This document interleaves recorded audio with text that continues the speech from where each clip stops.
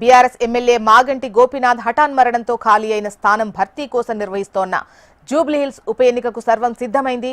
జిల్లా ఎన్నికల అధికారి ఆర్వి కర్ణన్ ఆధ్వర్యంలో పగడ్బందీగా ఏర్పాట్లు జరిగాయి.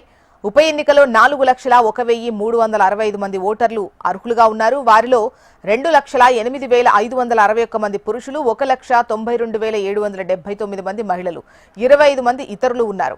నియోజకవర్గంలో 18 మంది సర్వీస్ ఓటర్లు, 123 మంది విదేశీ ఓటర్లు ఉన్నారు. మొత్తం 1908 మంది ఓటర్లు వికలాంగులు, 6,859 మంది 18 నుంచి 19 సంవత్సరాల వయసు గల మొదటిసారి ఓటు హక్కు వినియోగించుకుంటున్న వారున్నారు.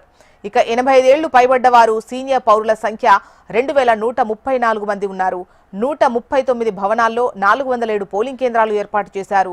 ఒక్కో స్టేషన్కు 986 మంది ఓటర్లు ఉన్నారు. అత్యధిక సంఖ్యలో ఓటర్లు పోలింగ్ స్టేషన్ నంబర్ 9లో 1,233 మంది ఉన్నారు. అత్యల్పంగా పోలింగ్ స్టేషన్ నంబర్ 263లో 540 మంది ఓటర్లు ఉన్నారు.